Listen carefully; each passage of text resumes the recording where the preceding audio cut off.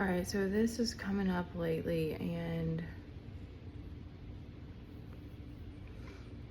I want to share this for, I guess it's anybody who's dealing with shame.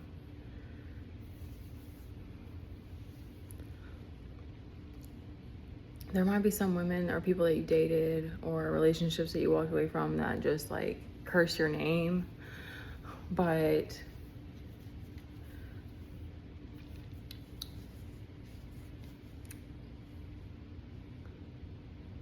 to me, even with my kid, when he has bad behavior, I'm like, I know it stems from something else. And sometimes it's because that's like, there's something with me that I'm not doing right. Like sometimes it's that, it's like the balance is off between us.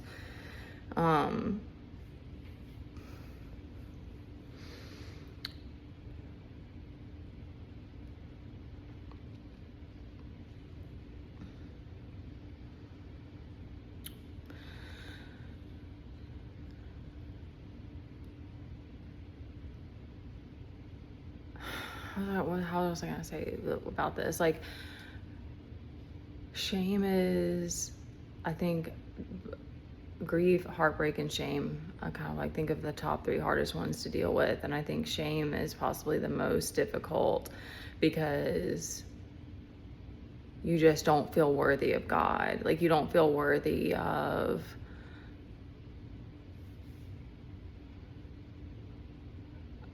you don't want him to see you. Like, it's hard to describe it.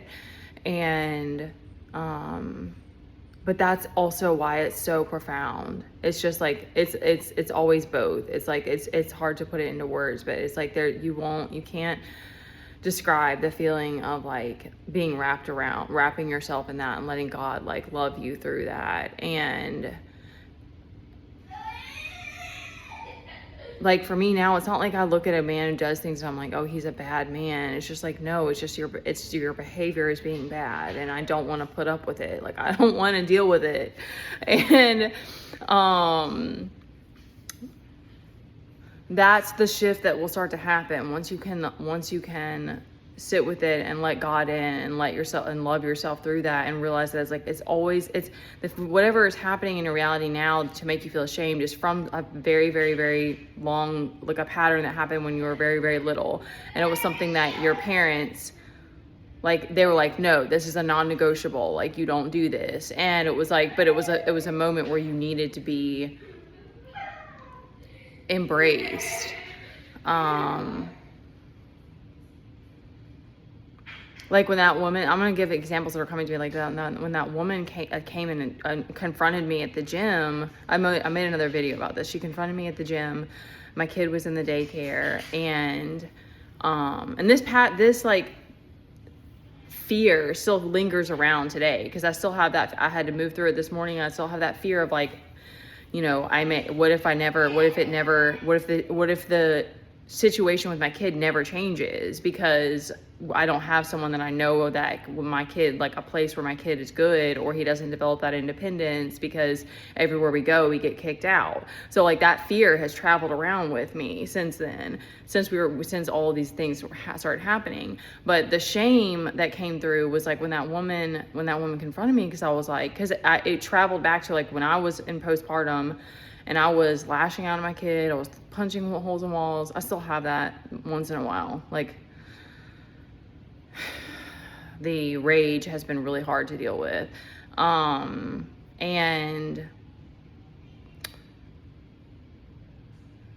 I wasn't a healthy, stable mom, and the shame that came with that. And I remember that feeling of like, oh my God, now it's coming out of my kid. And I'm sure in some ways it was, but it was like, it was still separate from that and all of that. But I remember that feeling, and I had to like move through it and be like, okay, but I can't give up. I don't know how, like, and then it would still pop up other times. Every time my kid, not every time he has behaviors, because that's a lot, but once in a while it still hits me, because it's like, you know, he does something that's like extremely shameful, or extremely like socially not acceptable. Like, socially you shouldn't be doing that. Like and it hits me still once in a while. And there was another incident that came to me and I don't know where, I haven't traced it all the way back to like what was the first incident where I got like spanked for doing something that I shouldn't. I don't know what exactly when it was. I remember drawing a picture of a woman with beautiful boobs, like in a stick figure, and my mom like shaming me about it in preschool. I don't know where the idea came from. I remember my mom shaming me about it, and I remember like sobbing, like that cry where you're like can't catch your breath because I felt so embarrassed. And there had to have been other things that happened. I don't remember that I don't remember the others, but there was another incident when I was little, and me and my sister, we would go to this pool. It was this big pool, and I used to love people watching. And I remember my mom getting mad at me sometimes because she would be like, "It's rude to stare." And I'm sure I was like observing people because I'm still like that. I still love human nature. I don't stare at people because I understand now that that's makes people uncomfortable. But I do like observing things, and I used to do that. And I was with my sister one time, and there was a kid, and I pointed out, I don't know why, because it's like, I don't remember like what led up to it or what, but I remember pointing it out, and I think I said something like, I think he's like, or I think I used the word retarded or something, and then the mom was right behind me, and I don't know what age I was young, and she came back around me, and she looked at me in the face, and she said, "That's my son that you're talking about." And that feeling of shame just hit me so hard, because I was just like, I didn't even mean it in like a hurtful kind of, derogatory kind of way when I said it, but it was like, it hit me that it was like, that's why you got to be, wary about like what you're saying and when, which is funny because I do get really like intense with my voice still, but and then now I have a child who also has special needs. So that also, because it's like, I can't fully imagine what her journey was like, but it's like you become like an insane mama bear about your kid when you go through as much as you do when they have special needs.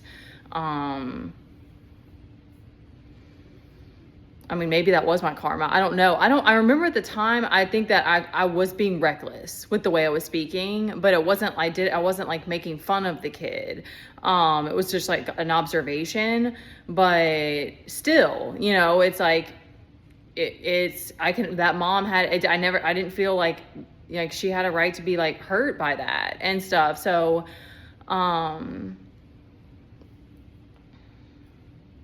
yeah, and that fear still lingers. Like, it still hits me time to time as I'm like, I'd love to be able to take my kids to Disney World, but I can't imagine doing that without having somebody else helping me, because to this day, once in a while, my kid is being stubborn, or just he likes to wander, he likes to wander. Like, even at the store, he doesn't always elope, like run from me, but he likes to wander.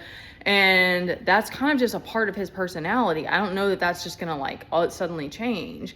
So there's a lot of things like that I'm like, I think some of it might be shame still. Some of it's just that fear of like, how am I, like having to overcome that and just be like, well, we're not just going to let life pass us by. And then, me not bringing in more abundance, not being able to receive more, I'm sure has something to do with shame, because in some way I felt like this is what I deserve. Not like I don't love being a mom, y'all. I'm not like that. Like I do many times, but like there's something about being a single mom without a tribe that's like, there's a part of that that's from shame, because it's like, that's not normal. There still is going to be hardship in life. There's going to always be like things that are like difficult, but there was a part of me that felt like that has been like punishing myself or something, because it was like, well, you were a horrible mother in the beginning, so you deserve this. I don't know. I'm speaking this out because it's like, that still is like, because like today I went through that pattern of being like, starting to like worry about things about like, is school even the right option? Is that going to be something that's going to work? Like, do I need to be like whatever? And that I start that overthinking cycle. And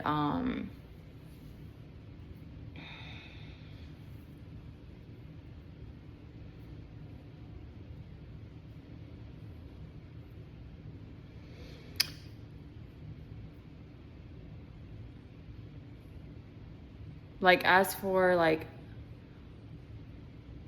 the men go, like, you can't bypass this stuff. if you want to do your shadow work, you want to do the inner work. But know that, like, even after all of the crazy chaos that I've been dealing with, like, I do deal with all kinds of stuff with my kid too. And it's like, you're not a bad man. You're not a bad person because you've done bad things. It's just that you have to want to sit with the shame to overcome it so that you can start to catch those times when you're acting out, acting up, so that you're not still treating people like that.